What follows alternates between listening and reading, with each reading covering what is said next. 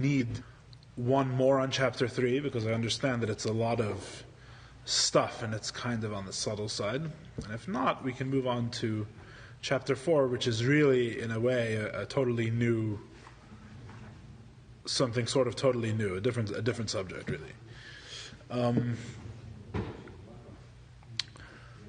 Chapter 3 consists primarily of a metaphor. What's it a metaphor for? What are we trying to say with our metaphor?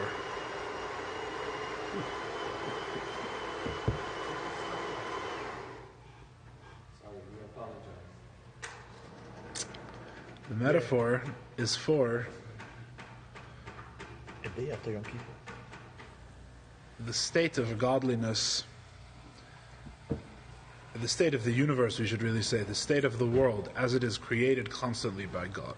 In other words, we are trying to understand what is the nature of the universe that God creates. In chapters 1 and 2, we explain that the universe is totally dependent on the godly energy and the godly life force that is creating it at every moment. God speaks the universe into being at every second, and if he were to cease speaking it into being, it would absolutely cease to exist. In other words, the universe is totally dependent on God. But what picture or what nature does this total dependence describe? In other words, what are we really saying by the idea that the universe is totally dependent on God's life force, on God speaking it into being at every moment? The answer to this question, as we already said last week, the answer to this question is that the universe is bottled b'metzias. The universe is totally lacking independent existence from God. The universe is not separate from God in any way or to any degree at all. The universe is essentially ayin. The universe is not. It is nothing apart from godliness. And in order to understand this, the Alter Rebbe brings a metaphor, to which every part of the metaphor is analogous and corresponds to something in the universe and in the relationship between God and the universe. What's the metaphor? The metaphor is that you have light which comes from the sun, right? When we first see the light, we see it on earth. And we reason that if the light exists here, it must exist in the sun also. We've discussed this at length. But the short version is, how do we know that it must be in the sun also in some way, right? Not necessarily in the same way it is on earth. We know it must be in the sun also in some form, because the sun is the sole cause of the light. This is the key. This is the key. The sun is the sole cause of the light. The sun is the only thing that makes the light, which is a non-controversial statement. This is obvious about sunlight. I don't think anyone disagrees that sunlight comes from the sun and only the sun. The sun is both a necessary cause for the light. You need the sun to produce the sunlight. It is also a sufficient cause, which is also key. It is enough of a cause to produce the light, right? We said this in distinction, in contradistinction, as opposed to, as juxtaposed to our example of creating something from something, which is like the silversmith. That's been our metaphor all along. For creating something from something, the work of the silversmith, a silver vessel like a menorah or a cup or anything else that the silversmith makes, the silversmith is necessary to produce it. You need a craftsman to take the silver and make it into this finished object. In other words, his role is necessary to produce the menorah. He is contributing something to the process of making the menorah that he is needed for. Without him, you wouldn't have a menorah. However, there are other contributors also. The menorah is made in partnership, primarily with the silversmith, which is a very basic example. But with the silversmith, the primary other partner is the silver, right? If you have no silver, you have no silver menorah. The silver menorah does not exist, does not emerge wholly formed from the mind of the silversmith. That's not how it works. He has the idea of a shape for the silver, so he takes silver that already exists and makes it into the form of a menorah. So you need a silversmith plus silver equals a menorah, right? Not like the sun and the light, which is why the sun and the light is the metaphor here. right? The sun, you need only the sun to produce the light. We even mentioned as a side point last week, this itself is also an imperfect metaphor. There is no perfect metaphor for God's creation of the universe within the universe. Because everything in the universe is something from something.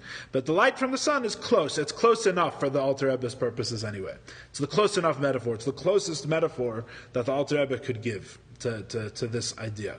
So you have the sun, which is the only source of the light. There is no additional partner in the creating of sunlight. There is only the sun. Therefore, since there is only the sun, which creates the sunlight, the light must come from the sun. This is not a controversial notion. Where does the sunlight come from? It comes from the sun, right? Unlike, where does a silver menorah come from? I could give you different answers. I could say it comes from the silver mines in Argentina. Or I could say it comes from the silversmith. There's two answers at least to the question, yes? Sunlight, there's only one answer. Where does the sunlight come from? It comes from the sun. Therefore, it is a logical necessity that if there is only one cause, there's only one creator, it is not a partnership, there's only one creator of the sunlight, then the light must therefore exist in this one source, or this one creator, however you wish to call it. Yes? That's what the Alter Rebbe says. So the light exists within the sun. However, the light also cannot exist within the sun. And this is where things get interesting. Because the sun is entirely taken up with the stuff of the sun, or what the Alter Rebbe calls in Hebrew, guf kadur hashemesh. Right? There's a sun there. There can't be light there. There's a sun there. Right? In other words, you can't have two things in the same place. It's not that the light is there, and wherever there's light, the sun isn't. Right? It's not like there's holes in the sun to make room for the light. On the contrary, the sun is there, so the light cannot be there as it is as it is in space, or as it is when it shines down upon the earth as a ray of light. So the light must both be there, and in fact be there even more than it is on the earth, and yet it also cannot be there as it is on the earth, because the sun is there. What does this lead us to conclude? It leads us to conclude that the light is there, but it is there in a way that it is nothing other than the sun. The light is there, but it's there in a way that it is nothing other than the sun. Or as Rabbi Yoel puts it, it is not that there is light in the sun, it is that the sun is shining. In other words, the light is there as a way of the sun's being, not as a distinct reality from the sun. There is nothing distinct here. It is not that in the sun you have the sun plus light. The sun is just the sun. But how is the sun? The sun is shining. How does the sun exist? In a way that it is illuminated, in a way of illumination. Yes? This is the metaphor. What is this a metaphor for? What is it in the analog? The sun itself is the word of God which creates the world. As we said in chapter 1 and chapter 2, God is constantly speaking the world into being with the same terms that He used, the same words that He used in the 6 days of creation as depicted in the Chumash, L'chaim. The words of God are the sun. We know that they create the universe. Not only do we know that, we know from chapter 1 and chapter 2 that they are the only source for the universe. The universe has nothing else. In fact, this is the definition of the term yesh me'ayin, something from nothing. Something from nothing is a different way of saying God has no partner other than nothing in the creation of the world. When God speaks the world into being, it has no dimension of reality that is not rooted from, that is not sourced in this divine speech. The divine speech is the sole and single source for the world's creation. Yes? Therefore, just as the sun is the only cause of the light, and therefore the light must in some way exist within the sun, so too, the divine speech is the only source for the universe, and therefore the universe must exist within the divine speech as well. Yes, it must at least exist there as well, just like the sun's light must exist in the sun as well. Yes, this is the metaphor. Says the Alter Rebbe as follows: the world never leaves its source, unlike the sunlight, which actually leads its source.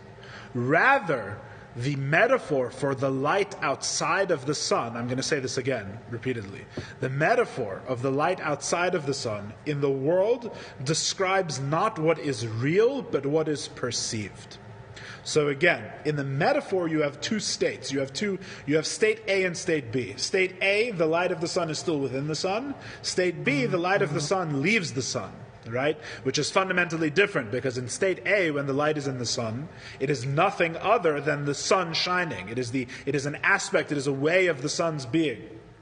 When the light leaves the sun in state B, the light attains its own, so to speak, quote-unquote, independent reality. It exists as light. Yes? When we talk about the godly life force and the universe, there is also a state A and a state B. State A is the universe exists within the divine life force, the divine speech, the breath of God's mouth, so to speak, which creates it, and is totally subsumed in it. State B is that the world exists independently. The world exists outside of the divine speech. Says the Alter Rebbe, state A is the reality. State B is what we see because we have fleshly eyes. We have einei basar. We see state B, that the world is outside of its source, because our eyes cannot perceive the sun. They cannot perceive the divine beneficence, the divine life force, the breath of God's mouth. They can only perceive the light. So our eyes can only see the light, we cannot see the source. So that is how we perceive the universe. However, the truth is, the Alter Rebbe says, state A, that the universe is totally within its source. This was all from last week, although it was very packed in last week. It was hard. It was a difficult class last week. Last week we also said as follows. And I'm building towards the conclusion here. We also said as follows. We know that the universe never actually leaves its source. This is what the Alter Rebbe says. The universe never actually attains a state of the light outside of the sun. The universe never actually leaves or exists outside of the divine life force which creates it. And we had two questions which really sort of answer each other. The two questions are, what does it mean that the universe exists within the divine life force that creates it?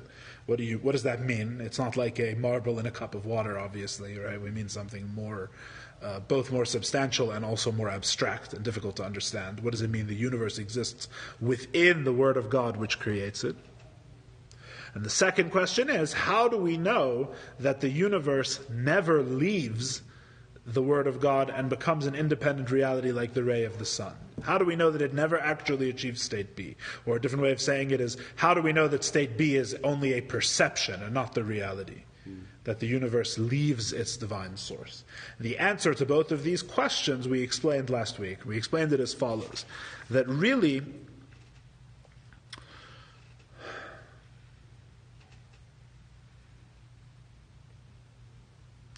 the only reason light is able to leave the sun, and really this is the spiritual teichen, this is the spiritual or the underlying philosophical, however you want to call it, this is the abstract notion underlying the physical metaphor of the light leaving the sun. What does it actually mean that the light can leave the sun?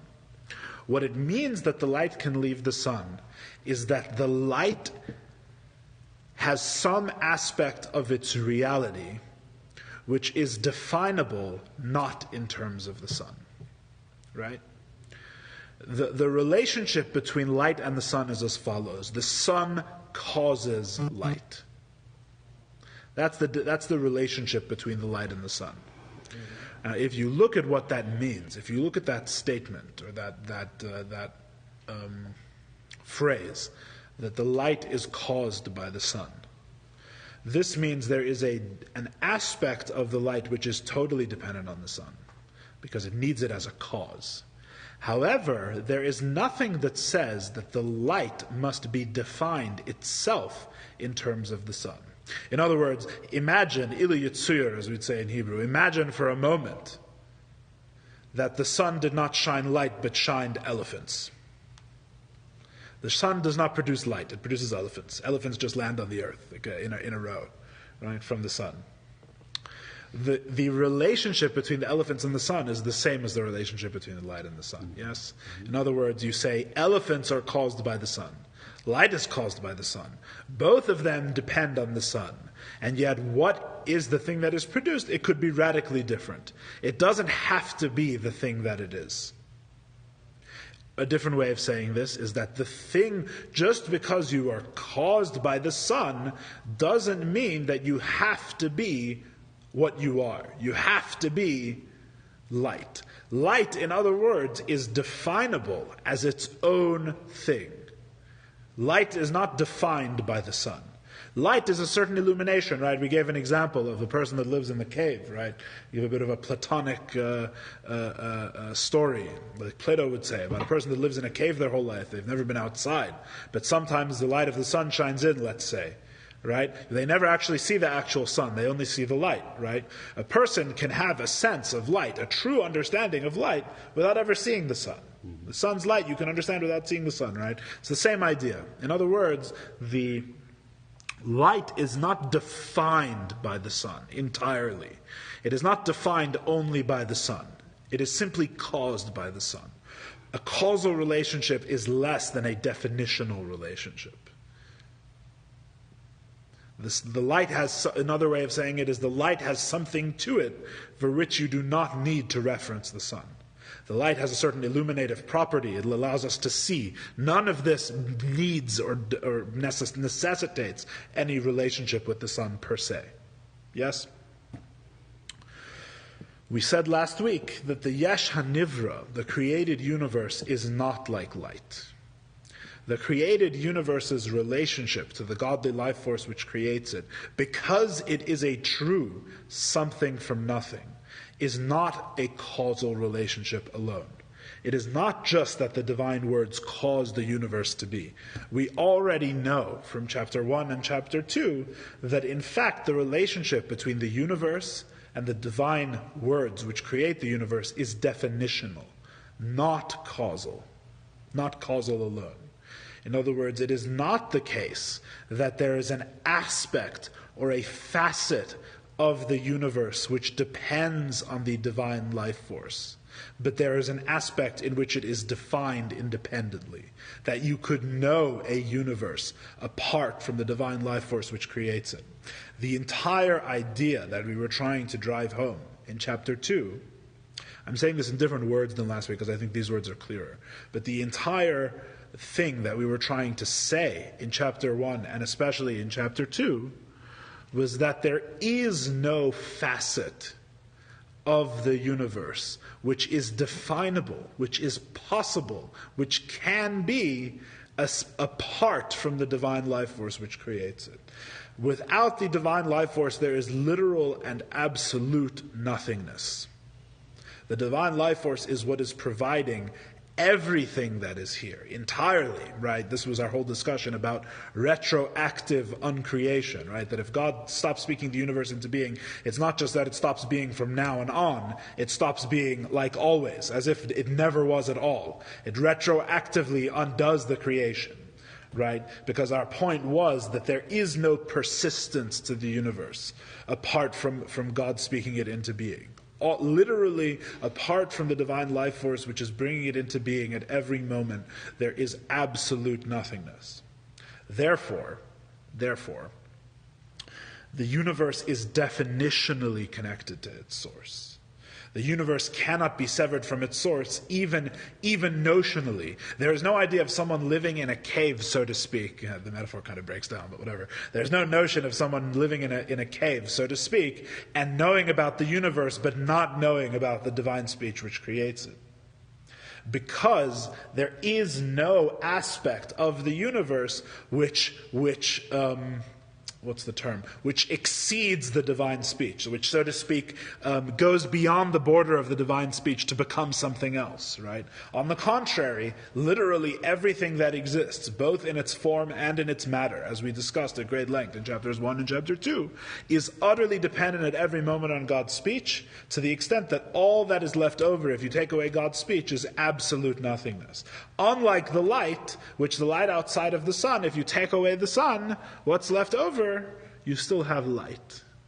Yes, the light can notionally exist outside of the sun. You don't take away the sun. No, but if you were to take away the sun, right? Or you could say even not. The light, even the sun is there, but the light exists outside of it. It's the same thing. The light notionally can exist outside of the sun. This is what we mean that the light can leave its source. The fact that the light can exist outside of the sun means that it is not dependent in every aspect of its existence on the sun. There is room, there is something there which can exist apart from the sun. Even though totally dependent on the sun, right? It has both of these aspects. It is at once totally dependent on the sun because the sun is the sole cause, as we just said earlier.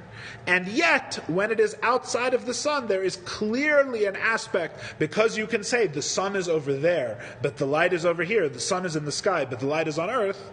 Yes, the light is here in my bedroom, but the sun is in the sky. The very fact that you can say that indicates that there is something about the light which exceeds the sun as its source. The sun is actually creating something additional to itself. There are now two things. Light can become a second thing to the sun. Now, when the light is within the sun, it's not a second thing. When the light is within the sun, there's only sun. When the light is outside of the sun, light has the ability, light is such that it can become an additional thing to the sun. This is what the Alter Rebbe is saying. As opposed to the universe as described in chapter 1 and chapter 2 of the Alter Rebbe's Shaar HaYichud v'Emunah, there is absolutely no aspect of the universe when it is created that exceeds the godly life force that is creating it. There is no dimension, as we've been emphasizing for weeks now, there is no dimension to the creation which exists apart from, can be defined apart from, or has any reality at all, even notionally, even potentially, apart from the divine life force which creates it. Therefore, concludes the Alter Rebbe as follows.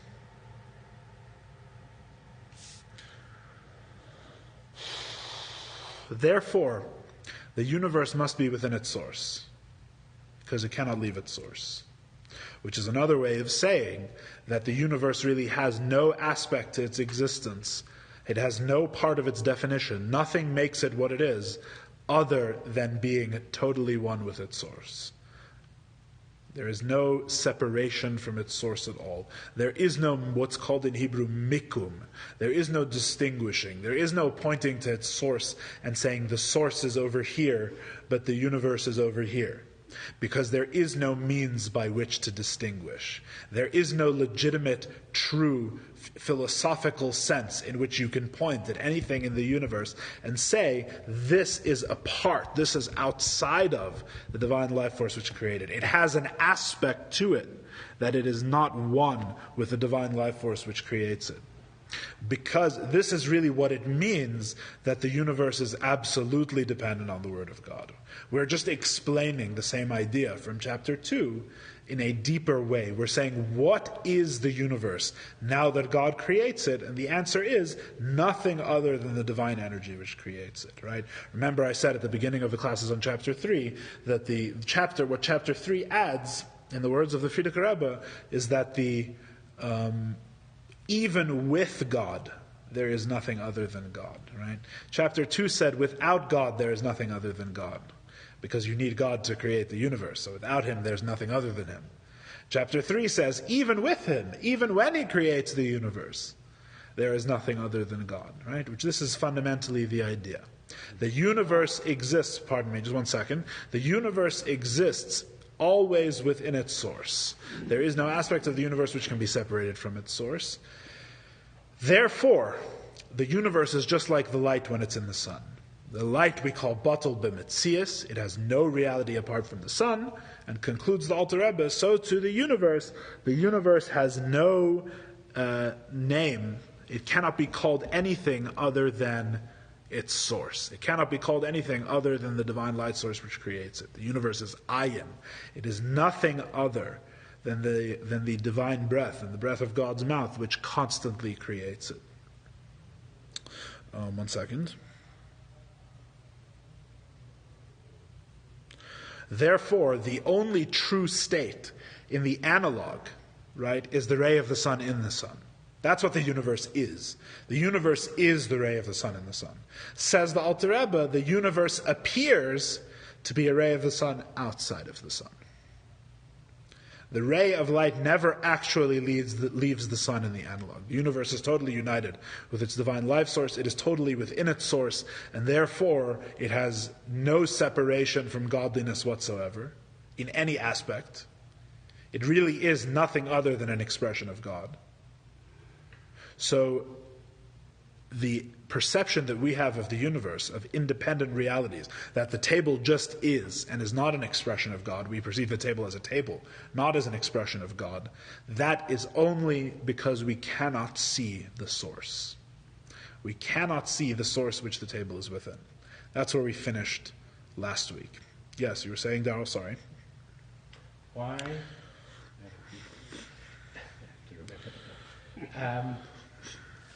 Why could the universe not have been created self-sufficient?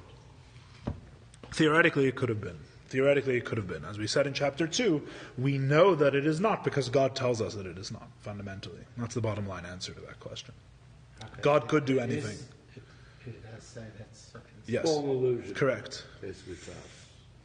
The independence of the universe is an illusion, right? As I hope to discuss at the end, as the last thing we do on this chapter, I hope to discuss how the universe is not an illusion. And on the contrary, this explanation of the universe's existence actually contradictorily makes it more real than what the eyes perceive, right? This means the universe is very real, not that the universe is not real at all. Is evidence of it being very real. Why do you say that?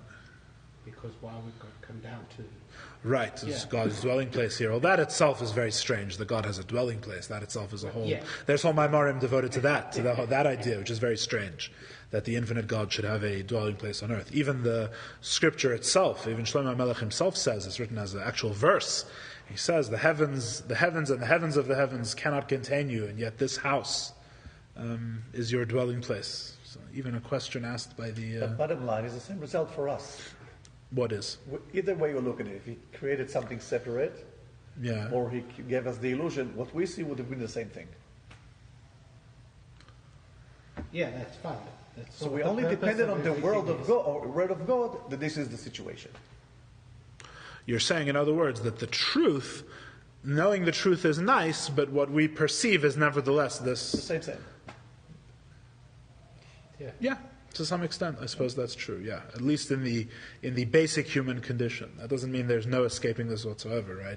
You must remember that I told you at one point on this, you may have not been here for that class, but the Rebbe Maharash does say, specifically on this chapter of Tanya, about the Ene Basar, the fleshly eyes, which don't allow us to see this truth. The Rebbe Maharash says that it's understood and obvious that this refers to the natural state of man, before Avodas Hashem, before serving God and refining himself and refining his body and refining his soul. But a person could refine themselves perhaps to a level where they could see the truth, says Rebbe Maharash. We're referring only to man as he naturally is, not man after he's... This can be also eternal. How many people can refine themselves to this level? Take it up with Rebbe Maharash. Take it up with Rebbe Maharash. It's not my business. Are we talking a Benini or are we talking a Sadaka? No, neither per se. He didn't put it in that terms, I believe. Put it in those terms, if I'm not mistaken. So the other thing is, based on what you've been saying about the sun, you can see the sun really as a vessel. What do you mean? Other vessels.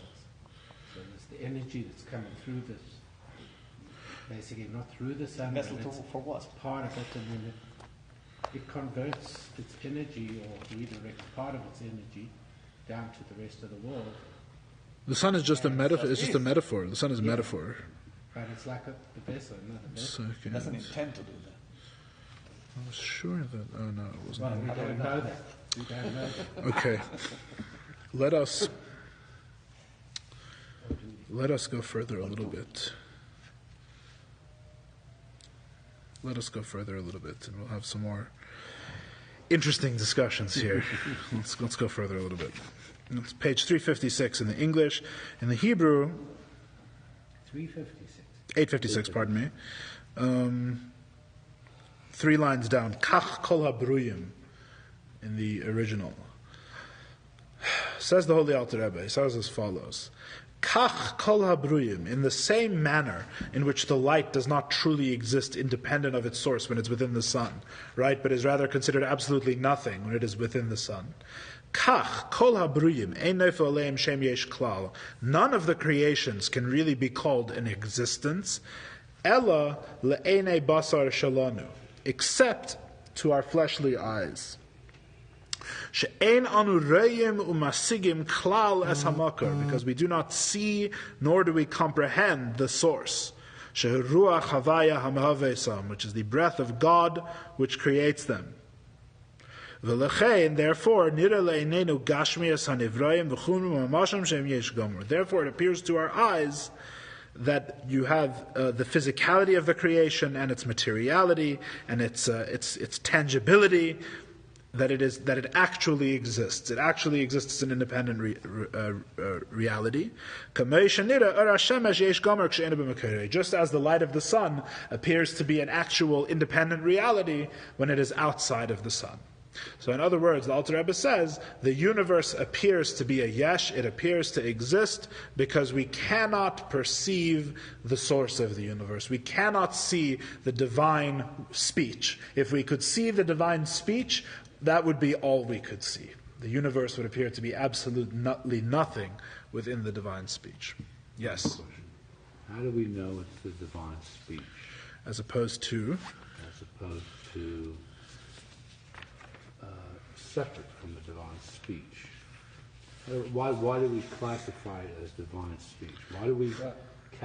We classify it as divine speech because that's what the Midrash and the Baal Shem Tov said is really the foundational answer to that question. We call it the divine speech because it says,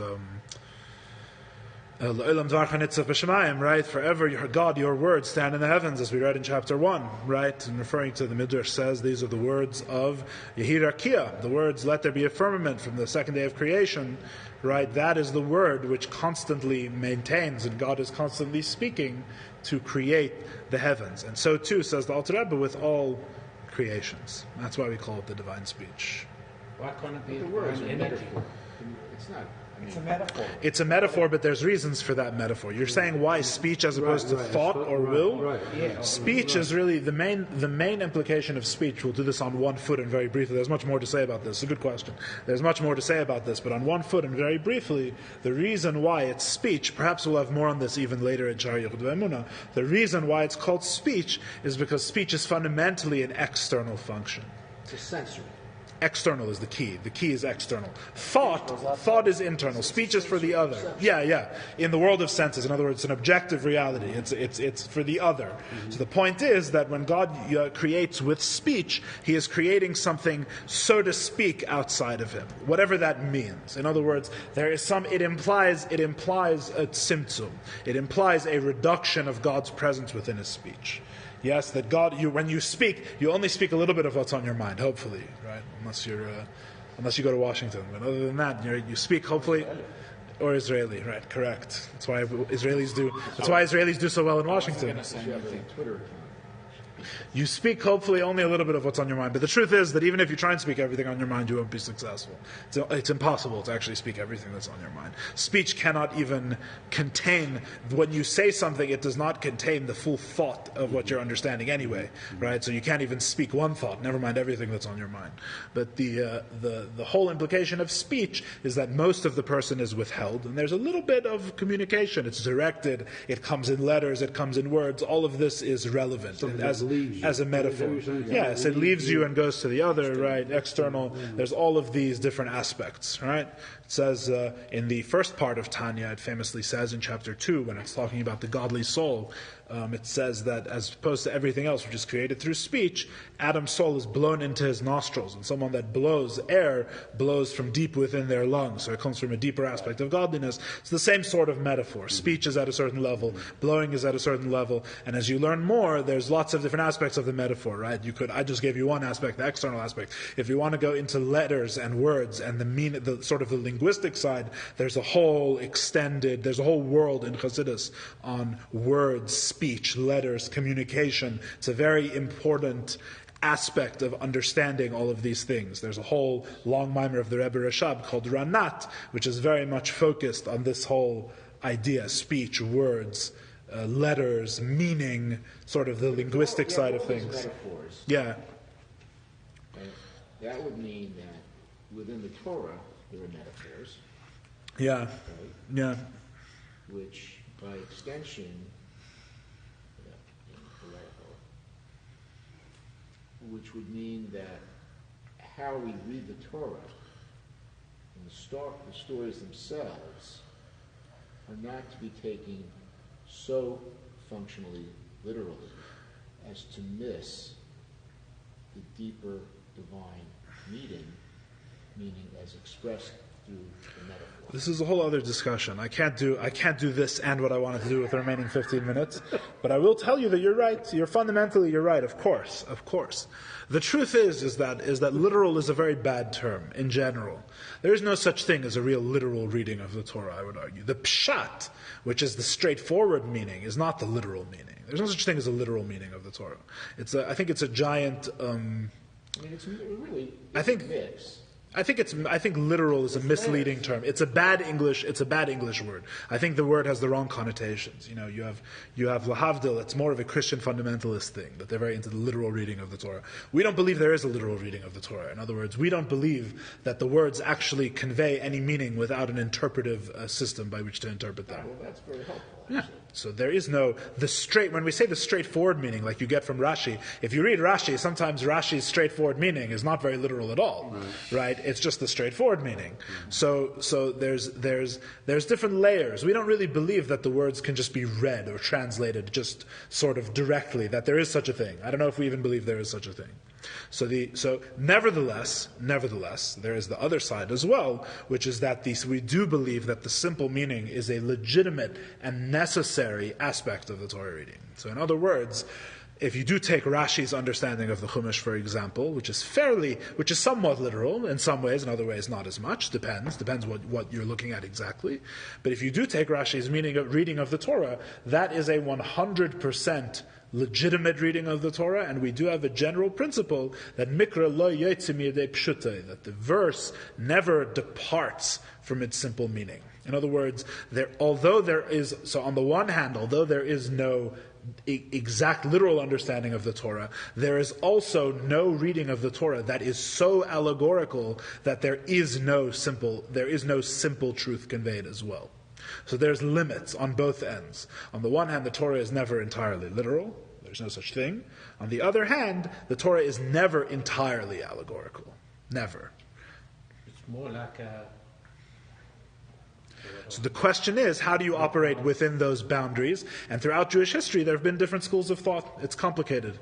There's some people who want to say the Torah is a lot more allegorical. There's some people who want to say the Torah is a lot more literal. We've spoken about this in previous classes, that Chassidus takes an interesting middle road where the Torah says that the Torah speaks in allegory, but the allegory is reversed, if this rings any bells, right? In other words, or rather, let's put it more simply, the Torah speaks literally, but the literal reality is itself a metaphor. So right. It's a code. It says God, what it means, but it doesn't necessarily mean what it says. Something like that. In other words, it says. In other words, what Chassidus would tell you in very brief. And I said I wouldn't use the 15 minutes for this, but I lied. It says God says, and we say that absolutely 100% God says. The question is, what is saying? Right? And saying, most of what we say is not saying. When God says, He actually says. When we say what we consider saying, what we as a literalist, right, as lahavdil, a Christian fundamentalist reading the Torah, thinks saying is, right, may be very far from what saying actually is. So is the Torah literal or non-literal? You could say the Torah is very literal. It's my life which is not literal, right? My life is allegorical. It's like the verses that say, Hashem speaks to Moses and says, and speak to the children of Israel, right? Yeah. Well, what does that mean? First of all, it's two different verbs, which is interesting, usually, right? It says, V'yadaber Hashem al Moshe lemer. One has the root of davar, doiver, speak, and one has amar, say. Maybe that itself is significant, right? If it was the same verb, maybe you would be more inclined to think that when God speaks to Moshe and Moshe speaks to Israel, it's the same thing happening, right? Maybe two different verbs, interesting. Maybe not the same thing. Maybe God speaks to Moshe in one way, Moshe speaks to Israel a different way. I'm just saying there's lots of interpretive room. We're in a way, we're very liberal within boundaries, Judaism. My point is that it's more hopeful. But there's specific rules. Within the rules and within the boundaries, though, we're liberal. There's different ways of doing it, right? Like the way the Rambam in Moreh Nevuchim would explain things very different than how Chassidus explains things. And both are legitimate, so to speak. Both are explicable according to fit with the way. Yeah, exactly. Let me do a little bit more of our chapter of Tanya. Let's move a little further. So I just want to say, let's do something about this.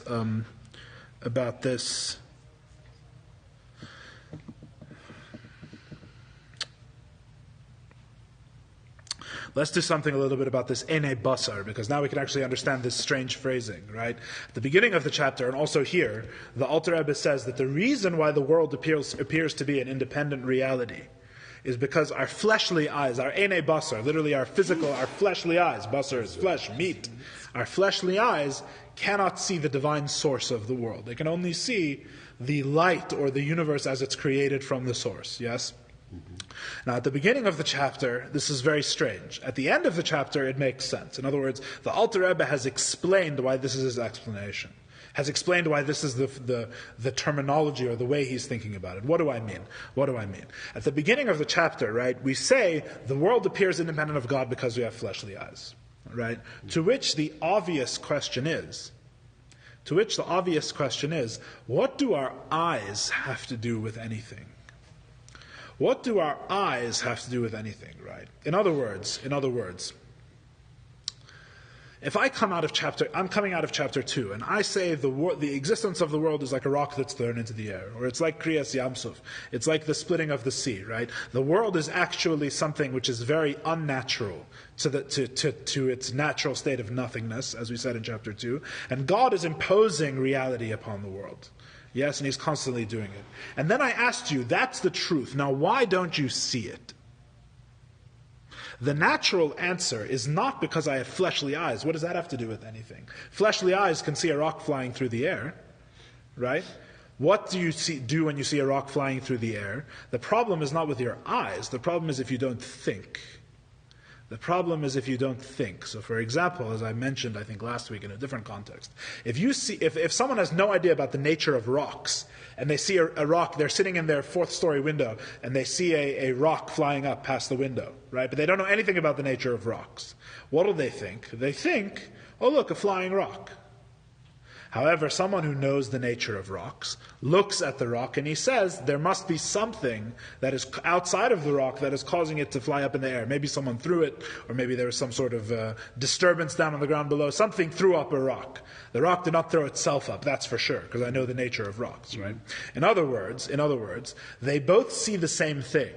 But the ignorant man doesn't know that he has to look for a source because he misunderstands the natural state of rocks, which is that they cannot fly. The person on the ground, or the person who's not ignorant, the knowledgeable person who sees the rock flying knows that there must be a source. So their eyes see the same thing. Where is the difference? The difference is person A hasn't really thought about the nature of rocks, so he doesn't know. The second person has thought about it. So too it should be, you would think, with the universe. One person sees the table and he says, oh, a table, nothing significant about it. It just is. It just exists. A second person looks at the table and says, no, the natural thing would be for nothing to exist. Surely there is something which is creating it. There's something which is creating it at every moment. If the universe is created from nothing, there should not be a table here. The natural thing is for nothing to be here. The only reason why there is something here is because God is creating it, right? In other words, it's an ignorance knowledge thing, right? I learn more about the world. I learn more about how the world must be created if it's created something from nothing. And I realize the table must have a source. It's only the ignorant person who looks at the table and thinks the table just is, right? So it's a difference in wisdom, not a difference in the eye. We both see the same table. One person knows more, one person knows less. But the Alter Rebbe says it's not because of what they know. It's because we have fleshly eyes that we don't see the table as a source. Right? Now, having gone through chapter 3, we understand why. It's called statistics. It's called omitted variables.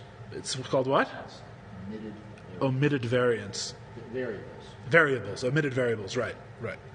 So the Alter Rebbe says it's not an intellectual thing. It's not an omitted variable. That's not the problem. The problem is not the mind. The mind knows. Even if the mind knows, the eye can't see, the Alter Rebbe says. And now that we've done chapter 3, we understand why. Why? Because the relationship between the universe and the godly life force which creates the universe is not a causal relationship. It's not just that there's something on the ground which threw up a rock, but now the rock travels apart from the thing that threw it. So there's room for interpreting it one way or interpreting it the other way, if you're ignorant or you're wise. The rock never leaves the arm. The arm's attached, in other words, right? To use the rock metaphor, right? The universe never leaves its source, right? What is actually happening, the actual universe as it is created, it is within its source. It's like the ray of the sun in the sun. It's like seeing the sun and saying, oh look, it's just a ray of light. So the universe is not a projectile. Correct. It's not a projectile. It is totally within its source. That's why the metaphor is the ray of the sun within the sun. There is no aspect. There's no subtlety. There is no aspect of the universe which exists outside of its source. There is nothing about this table which is not within the divine life force that creates it. That is not the divine life force coming out from God. And yet we only see the ray. We don't see the sun. Says the Alter Rebbe, this is not a lack of understanding. When two people look at the sun and one says, look, a ray of light, that's not a mind mistake, right? That's an eye mistake. The eye can't see the sun. Yeah? Now we understand why the Alter Rebbe says it's because of Einei Basar. It's an eye problem. When we see, there is no table to see, guys. That's the point. The point is there is no table. There's only the divine letters, Shulchan. There's only the letters from God's mouth, the divine life force which is creating a table. The table has nothing apart from those letters which create it. All that is really here is the divine life force, the divine letters which is creating it. And yet when we look at it, we say, oh look, it's just a table. Right? That is not an interpretive issue. That is I literally cannot see what's in front of my eyes issue. Right? It's a blindness issue. I cannot see that the table has no reality apart from the divine life force which is creating it. There is no table except for the divine life force. All there is the divine life force here, really. The divine life force is tabling, just like the sun is shining within the sun. But that doesn't mean when I look at it, I can see a table apart from the sun. I can see a table apart from the divine life force, or I can see a ray of light apart from the sun, right? It's totally within its source. All that is here is the source. It's like the metaphor I told you last week of the torch which is put into the bonfire. All that's here is the bonfire. If I look at the bonfire and all I can see is a torch, that means I'm literally blind to what's in front of my face. It doesn't mean I'm misinterpreting the bonfire. Yes? And with this, we can also understand the end of the chapter. Because the very end of the chapter, we're going to end, God willing. What time is it? 8:54. Oh, good. Oh, good. Perfect. Sorry. Perfect. We'll take this 5 minutes, then we'll give another 5 minutes cheating, and then we'll finish, God willing. So, it's no problem. No problem. So, with this, we understand the end of the chapter. What does Alter Rebbe say at the end of the chapter? Rak shebezeh, bottom of page 856. However, in the following respect, yes, see where I am? Last Hebrew line on 856. Rak shebezeh, it is only in this. Ein hamashal deme lenimshal legamre. The metaphor is not the same as what we're actually trying to explain. L'chere, it seems. Why? You can tell me why. Because because in the metaphor, the sun does not extend down to the earth. In other words, the light can actually leave the sun, right? The light can actually leave the sun, and therefore it appears independent of the sun. As opposed to all of the creations which are within their source constantly. It is only that the source cannot be seen by the eye. Ends the Alter Rebbe as follows. So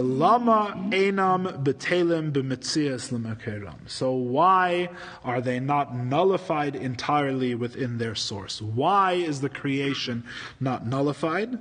In order to understand this, we have to preface. End of the chapter. That's a funny way to end a chapter, no? The chapter ends on a question.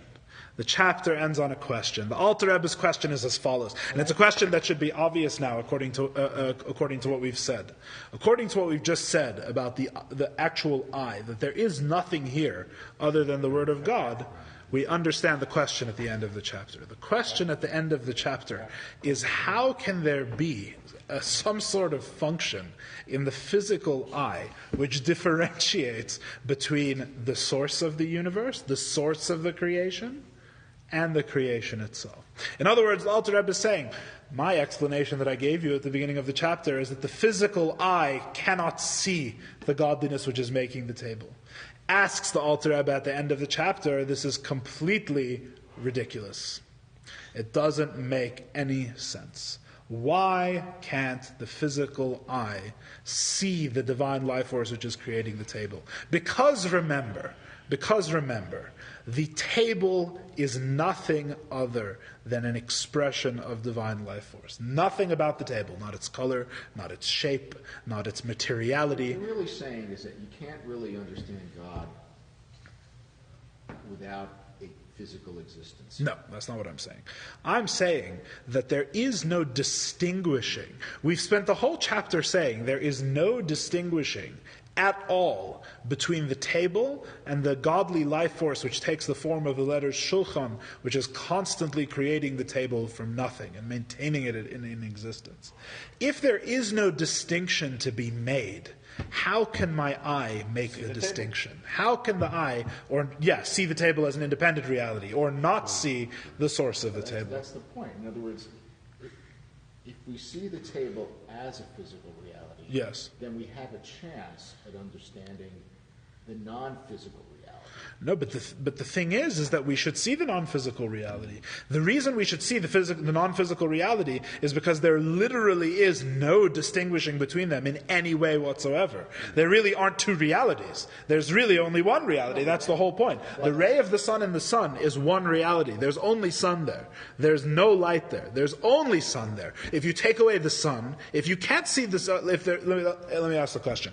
If you're looking at the sun and there's a ray of light in the sun, which we know means it's there in an abstract way. The sun is shining, not there's an actual ray there like there is on the earth, yes? The sun has an aspect that it is illuminated. There is light. The sun is lichtig. The sun is light. But all there is the sun. Now I take away the sun. I say you can't see the sun. You're blind to the sun. What do you see? You see nothing. You don't see a ray. It's like it's the same with the bonfire, like I told you last week. If you take the torch and you put it in the bonfire, now it's one big fire. And I say, okay, I'm taking away the bonfire, and I take away the bonfire. It's not that there's the light of the torch left over. There's nothing left over. It's the same thing with the table. If the physical eye, right, it's almost a memanavshach. It's either way.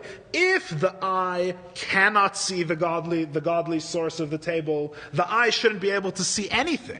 And if it can see the godly life force, then it shouldn't be able to see the table as an independent reality. And there is no distinguishing between them. The table has no reality apart from the godly life force. But that's the way it's programmed through the tzimtzum, no? What? There's no tzimtzum. There's no tzimtzum here until now. We haven't spoken about a tzimtzum. But I'm talking now about tzimtzum. I'm very proud of you. No, We haven't got there The yet. only way to understand something that's ephemeral I never should ask what you questions. see It's not asking a question. that is existential. You're answering a question that hasn't been answered. The only way we can understand something, have a prayer, a hope of understanding something that's ephemeral, is through our. But that's not what we're saying. That's not what we're saying. That's not what we're saying, Spencer. We're saying that there is no difference between the ephemeral and the non-ephemeral. So how do you explain this We're phenomenon? saying- So I want to know how you explain That's it. chapter 4. You go on, you begin to explain it. I'm not going to be here for 4 weeks. In other words, Spencer, there's nothing ephemeral about the godly life force just creating the table. That's actually what the table is. No, I understand that. Yeah. But there's no way that we would understand that But why not? Why not? That's the hard part. We could see it. We should be able to, never mind understanding, we should be able to see it. If the whole argument is, if I can see the physical table, why can't I see the divine life force that's creating the table? It's literally the same thing. The table is only that divine life force. There is nothing about the table that is not that divine life force. So why is it that when I look at the table, it doesn't look like a divine life force? It looks just like a table. It looks like a dead thing. Even when I look at a living thing, it doesn't look like a divine life force. It looks like a separate life force. It looks like its own thing. It doesn't look divine at all. I don't see any godliness. I don't see that it's being created constantly as the word of God. Why not is the question. And the Alter Rebbe is not saying you wouldn't be able to understand it. The Alter Rebbe is saying the opposite. He's saying not only you won't need to understand it because your eyes should be able to see it without understanding. It should be obvious. That's what the Alter Rebbe is arguing. Well, your brain can see. No. Okay. Interpreting the eye, fine. Hope. Yeah. Understanding something that's ephemeral. There's something, right, it's your intellect. But why? That's the hard part. What makes it ephemeral? I don't understand. What makes it this ephemeral thing that cannot be seen with the eye? It means he means it's abstract, something you can't see with the eye. He's saying it's a spiritual, harder to grasp type of thing. What I'm telling you is the opposite. There's nothing ephemeral here. It's not ephemeral. It literally is the table. You see it every day. The very thing you see is the godliness which creates it. And there is no aspect of the thing you see which is apart from the godliness which creates it. So this is something that you know. This is not godliness like God who lives in the palace. This is like street level. This is Mr. Rogers' neighborhood, the girl next door. This is the girl next door godliness. Yeah, this is something you know. This is back of your hand godliness. The question is, why don't you know it that way? Why don't you know it that way? Why, when you look at the table, know it. When you look at it, it should be obvious. If you can't see the godliness, then there is literally no aspect of the table which you should be able to see, because the table just is the godliness which comprises it and which creates it. Right, so but if you can see godliness, then why do you see the table as something separate from God? This is the question the Alter Rebbe asked at the end of the chapter. The Chassidim had a famous saying about the end of this chapter, the end of chapter 3 of Shaar HaYichud ve'emunah, because the Chassidim always used to say that studying philosophy, Jewish philosophy, is a dangerous endeavor, right? Because you learn chapter 1 of Moreh Nevuchim, right, of the Alter Rebbe's Guide for the Perplexed, and he'd ask a question about God. He'd say, it doesn't make sense about God, X, Y, and Z. And it could be that you could fall asleep without hearing the answer, and you could spend a whole night of your life questioning God. It was a very dangerous thing. God forbid a Jew should do such a thing. He spends a whole night of his life in doubt about God before he gets to the Rambam's answer. It's a very dangerous thing. Said the Chassidim, the Alter Rebbe ended chapter 3 on a question. Why? Because the question is, how can I see anything in the universe other than godliness? The question is not on God. The question is on the universe. How can I see the world as an existing thing apart from God? And the Chassidim said, this question it's okay to go to sleep with. It's not so bad. This is a good question to have. It's a good question to spend a week without an answer to this question is a good thing, right? To spend questioning the world and how the world looks independent from godliness, right? It's a good thing. Chassidim used to say this is a Chassidish question at the end of the chapter. It's a good way to end the chapter, right? It's a good question to have. To your point, it's beyond comprehension. The question directly to not see correct the godly force. Exactly. Right. Exactly. It's a mimon nafshach, as it's called in the Gemara. Mimon nafshach means either way you have it, right? It's a logic tree, and both ways are the way it shouldn't be. If you can see godliness, then you should see godliness and not a table. And if you can't see godliness, you shouldn't be able to see the table, because the table has nothing about it that's separate from godliness. Yes, this is the concluding question of chapter 3. And just a final word here for the last couple of minutes. Just a final word that Rabbi Yoel brings a very nice metaphor, just to wrap all of this up nicely, in connection with the 33rd chapter of the first part of the Tanya. In the first part of the Tanya, chapter 33, Perek Lamed Gimel, Alter Rebbe also brings this metaphor of the ray of the sun in the sun. And there he says something that he doesn't say here, which is very interesting. He says that the light of the sun must be in its source, and not just that, but it must be more powerfully in its source than it is on earth. Right? It's not just that the light must also be in the sun. It's that it is more powerful in the sun than it is on earth. And this is a very strange thing to say for the following reason. The entire purpose of the metaphor of the ray of the light in the sun is to say that the light has no independent reality from the sun whatsoever. What then does it mean that the ray of the sun is more powerful in the sun than it is outside of the sun? In other words, we seem to be saying two contradictory things. On the one hand, the light when it's in the sun has no existence, as opposed to the light which is on earth, which exists independently from the sun. On the other hand, when the light's in the sun, it's more powerful. It's, so to speak, more there. It's more powerful light than when it's on the earth. It seems to be a strange contradiction. On the one hand, it's nothing. On the other hand, it's more powerful. It's more powerful for being nothing, right? On this, Rabbi Yoel brings a nice little metaphor, a bit of a Talmudic metaphor. He says, Reuven borrows money from Shimon, as the famous pair are in every halachic discussion. And Shimon doesn't pay him back. Reuven borrows money from Shimon, and Reuven doesn't pay him back. So Shimon takes Reuven to Beis Din, and the Beis Din decides, the Jewish court decides, that Reuven must pay the money back. So the court says Reuven must pay money back, and Shimon goes up to Reuven and he says, hey, you, pay me my money back. Says Rabbi Yoel like this: both the court and the litigant, both the court and Shimon want Shimon's money to be paid back. But they want Shimon's money to be paid back in two very different ways. Right? Shimon wants his money back because it's his money and he deserves it. Why does he go to the Beis Din? Because he needs a justification in law and in truth and in Torah, which he respects, for getting his money back. Even though the main reason he wants it back is because it's his money and he wants it. The court, on the other hand, also wants Shimon's money paid back. But why do they want the money paid back? Not because it's their money, but so that the law...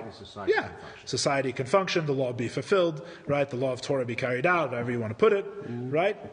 So they both want the money paid back, but they want the money paid back for very different reasons, right? Says Rabbi Yoel, consider what it means that the court says Reuven should pay the money back to Shimon. Yes. On the one hand, says Rabbi Yoel, it's a beautiful metaphor. He says, on the one hand, this point of the proceeding, that the money must be paid back, is really, in the mind of the court, completely nullified. It's completely batal to their general purpose, which is seeing that Torah law be executed properly. In other words, in the mind of the Beis Din, it is not relevant how much money it was, who the litigants were, right? It's not relevant that it be paid back today versus tomorrow, right? It's none of these details are relevant, even though they say to Reuven, pay it back today, or whatever it is. None of the details and none of the actual aspects of the money are relevant in and of themselves. They're relevant only because the court cares to execute the Torah law. Yes? So in other words, on the one hand, their desire that Reuven should pay back the money he owes Shimon doesn't exist at all, apart from the court's main function, which is to carry out Jewish law. On the other hand, Shimon demanding his money back is much of a lesser claim than the court saying pay the money back. Mm-hmm. Because Shimon only wants it back for personal reasons. The court says give it back for the reason of the law, for the reason of the Torah. So in other words, when the court's reasoning that the money should be paid back is both nothing and more powerful than it is outside of the court. It's both. On the one hand, it's nothing because it's really subsumed within something much greater than itself. This point that the money should be paid back from the court's perspective. From the court's perspective. In the court's perspective, this that the money should be paid back is on the one hand nothing, because it has no independent reality. To the court, it is this. They could be judging an entirely different case. In their mind, they're doing the exact same thing. They are carrying out the Torah law. Right. It's a totally nullified eventuality of the work that they are doing. Mm-hmm. On the other hand, when they say pay the money back, it has more authority than it does when the person to whom this matters most says pay the money back. So on the one, the litigant. It could be a depend on. What do you mean?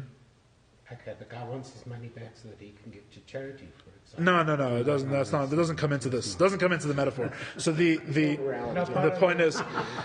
point is that it is on the one hand nothing, and on the other hand, more powerful than it is outside of the court. The reason that the state sometimes prosecutes cases between parties where the state decides that a tort has been committed, Right. and the state has an interest Right. in prosecuting the case, even though the aggrieved party Right. doesn't want it. Right, they have no interest. Right. So what do we see? What do we see from this? What do we see from this? We see that the fact that the universe is nothing within godliness, and that really the table isn't here and only an expression of God is here, is not really necessarily saying that the table is any less here. You understand? People make a big mistake when they start learning Chassidus. They think that what the Alter Rebbe is saying in Shaar HaYichud is that the universe isn't really here. The truth could be, very, very well may be, the opposite. On the contrary, the universe is much more here than you would think it is with your regular Einei Basar, with your regular fleshly eyes. The regular fleshly eyes say the table is here just because it's here. When we say the table is here because God is making it be here at every moment, in a way, that means it's much more here at every moment. The only thing is, what is the way that the table is here as nothing other than the godly life force which creates it? So it's both. On the one hand, it's very much here, maybe even more than we would assume, because God is constantly creating the table and bringing it into existence. It is very much here. On the other hand, what is here? Nothing. Right? It's very beautiful. It has both aspects. Okay, with that we'll end chapter 3.